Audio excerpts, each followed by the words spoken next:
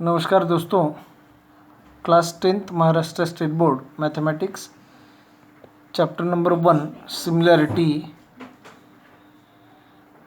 Problem set 1।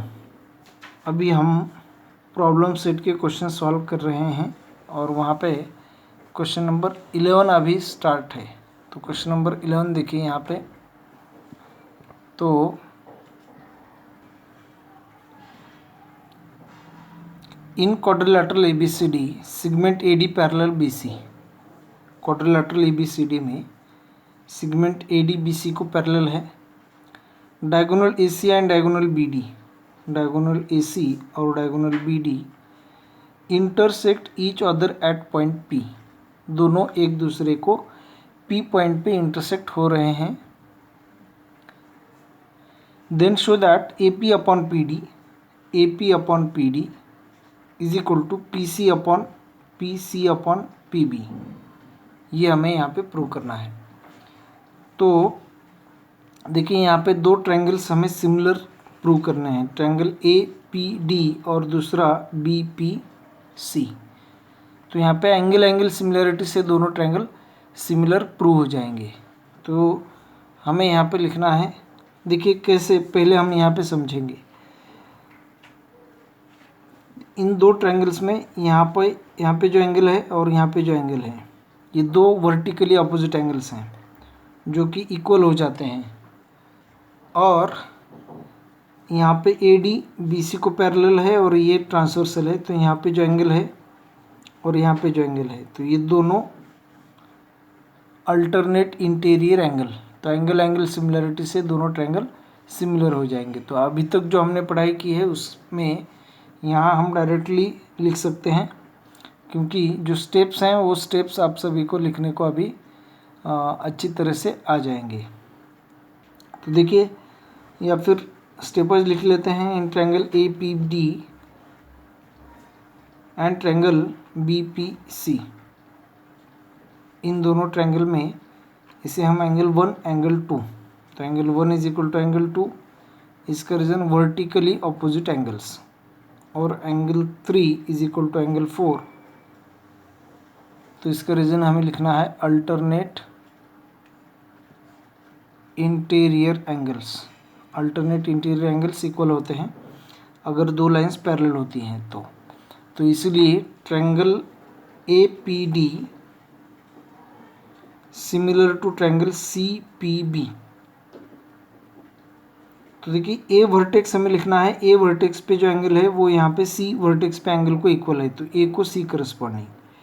P point पे जो दो एंगल्स हैं वो एक दूसरे को इक्वल, तो P पॉइंट पे करस्पॉन्डिंग P, और रहेगा यहाँ पे D और यहाँ पे रहेगा B। तो इसके बाद AP अपॉन CP। तो देखिए AP, हमें AP का एक रेशियो लेना है और PC का लेना है, तो इस ट्रायंगल में PD का लेना है। तो AP अपॉन, तो इसका रीजन लिखना है एंगल सिमिलरिटी, और यहाँ पे लिखना है AP upon CP is equal to PD upon PB। तो यही जो पार्ट था वो हमें प्रूव करना था। तो देखिए इससे प्रूव हुआ है AP डिवाइड बाई PD। तो यहाँ पे यूजिंग प्रॉपर्टी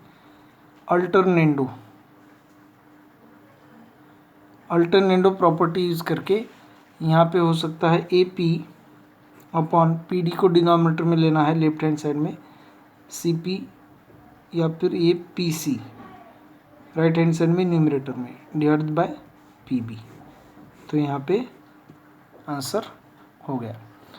तो नेक्स्ट क्वेश्चन सॉल्व करने से पहले आप सभी को रिक्वेस्ट है, चैनल को सब्सक्राइब करें, लाइक और शेयर करें और बेल आइकॉन प्रेस करें, जिससे कि आपको आने वाले हर वीडियो के नोटिफिकेशंस मिल जाए और वो वीडियो आप सबसे पहले देख सकें। और क्लास 6 से लेकर क्लास 10 तक के जो वीडियोज़ हैं वो मैं अपलोड करने जा रहा हूँ। तो आपको अपने क्लास के वीडियो सर्च करने के लिए, जैसे कि अगर आपको क्लास 10th की वीडियो सर्च करना है तो आप सर्च कर सकते हैं महेश वलांडे क्लास 10th। तो आपको अपने क्लास के सभी वीडियोस की प्लेलिस्ट मिल जाएगी, तो आपको जो चाहिए वो वीडियो आप देख सकते हैं। तो क्वेश्चन नंबर 12 देखिए। In the figure XY is parallel to AC, XY A C को पैरेलल है, यहाँ पे पॉइंट ए है। If 2ax is equal to 3bx, 2ax is equal to 3bx। अब देखिए ax यहाँ पे है और bx यहाँ पे है, तो ax का 2 टाइम्स और bx का 3 टाइम्स, ये दोनों इक्वल है, हमें क्वेश्चन में दिया गया है। And X Y is equal to 9, और एक्स वाई की जो लाइन सेगमेंट की लेंथ है वो है 9। Complete the activity to find the value of A C.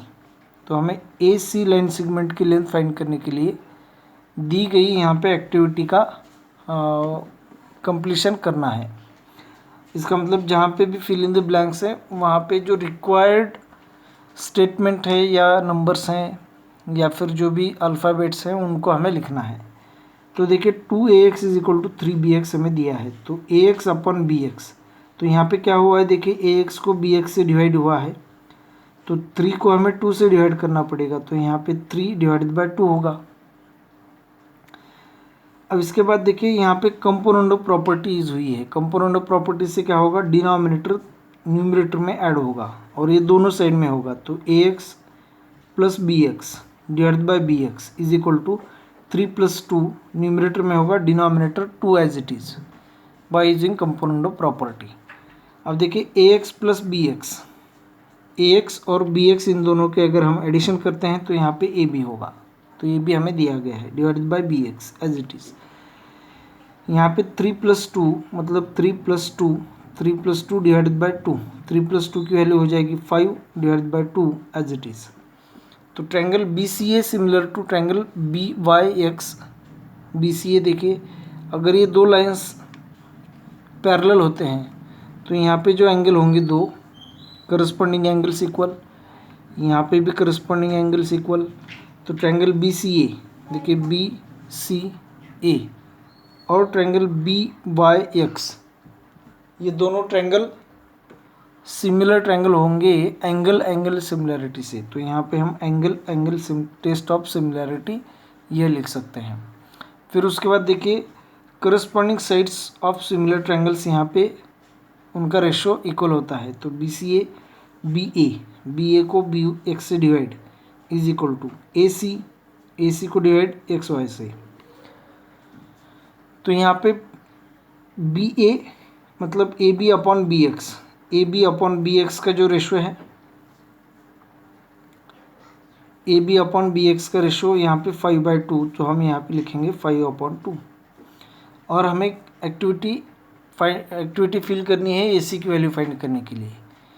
तो एक्स वाई की जो लेंथ है वो हमें यहाँ पे दी गई है 9, तो यहाँ पे 9 सब्स्टिट्यूट करना है, यहाँ पे 5/2, तो ए सी इज इक्वल टू 9 को राइट हैंड साइड में मल्टीप्लाई करना है, तो 9 इंटू 5 45 को अगर हम 2 से डिवाइड करते हैं तो ये 22.5 यूनिट यहाँ पे आ जाएगा। तो 22.5 यहाँ पे आंसर होगा। क्वेश्चन नंबर 13 देखिए, in the figure the vertices of square D E F G, यहाँ पे स्क्वायर है और इस स्क्वायर के जो वर्टिसेस हैं DEFG are on the sides of triangle ABC। Triangle ABC पे यह वर्टिसेस हैं। Angle A is equal to 90 degree, यहाँ पे एंगल A मतलब ट्रायंगल ABC जो है वो राइट एंगल ट्रायंगल है, एंगल A 90 डिग्री का एंगल है। Then prove that DE square is equal to BD into EC। DE का स्क्वायर मतलब DE जो स्क्वायर की साइड है इसका square, BD into EC, BD यहाँ पे है और EC यहाँ पे है। तो देखिए BD और EC ये दो साइड्स जिन ट्रायंगल्स में हैं वो ट्रायंगल्स देखिए, यहाँ पे GDB एक ट्रायंगल है और दूसरा FEC एक ट्रायंगल है। अगर यहाँ पे हम देखते हैं कि ट्रायंगल GDB और ट्रायंगल BAC इन दोनों में एंगल B कॉमन है और यहाँ पे भी 90 डिग्री का एंगल और यहाँ पे भी 90 डिग्री का एंगल, तो GDB ट्रायंगल BAC को यहाँ पे सिमिलर हो जाएगा। तो उसी तरीके से यहाँ पे FEC ट्रायंगल में और ए बी सी ट्रायंगल में एंगल सी कॉमन है, और यहाँ पे 90 डिग्री का एंगल इस ट्रायंगल में, और इस ट्रायंगल में भी यहाँ पे 90 डिग्री का एंगल। तो ये दो ट्रायंगल्स सिमिलर हो जाएंगे। तो यहाँ पे 3 ट्रायंगल सिमिलर हो जाएंगे एक दूसरे को, G D B, B A सी, और यहाँ पे एफ ई सी। तो इन्हीं को पहले हमें सिमिलर लिखना है, फिर उनमें से ये 2 सिमिलर ट्रायंगल्स लेने हैं, और जिनमें साइड बी डी और ई सी आ जाएं उनका हमें रेशो लेना है। तो ये स्टेटमेंट यहाँ पे प्रूव हो सकता है। और ये हालांकि ये स्क्वायर है तो यहाँ पे सभी साइड्स इक्वल होते हैं। तो quadrilateral G D E F is a square, तो हम यहाँ पे लिखेंगे quadrilateral G D E F is a square. Quadrilateral G D E F यह स्क्वायर है। तो यहाँ पे G D D E F और एफ जी, ये चारों साइड्स इक्वल होंगी यहाँ पे। फिर उसके बाद जो ट्रायंगल है, triangle B D G, triangle B D G is similar to triangle B A C. इसका रीज़न होगा एंगल एंगल सिमिलरिटी। अब देखिए जो यहाँ पे करस्पॉन्डेंस आएगा, देखिए इस ट्रायंगल में बी एंगल, तो इन दोनों को अगर हम अलग से थोड़ा सा ड्रॉ करते हैं, जी डी बी को थोड़ा सा अलग ड्रॉ करके हम समझें, यहाँ पे जी पॉइंट, यहाँ पे डी और यहाँ पे बी, और ए बी सी जो ट्रायंगल है वो इस तरीके से बी ए सी, यहाँ पे 90 डिग्री का एंगल। तो देखिए यहाँ पे बी और यहाँ पे बी कॉमन एंगल, 90 डिग्री का एंगल, और यहाँ पे भी 90 डिग्री का एंगल। तो ये दो ट्रायंगल्स एंगल एंगल सिमिलरिटी से सिमिलर हो गए। अभी सिमिलर मतलब सिमिलरली इसी तरीके से ट्रायंगल एफ ई सी, अब देखिए करस्पॉन्डेंस कैसे लिया है हमने, बी पॉइंट को बी पॉइंट यहाँ पे करस्पॉन्डिंग होगा, फिर डी पॉइंट पे जो एंगल है वो यहाँ पे ए पॉइंट पे एंगल को इक्वल है।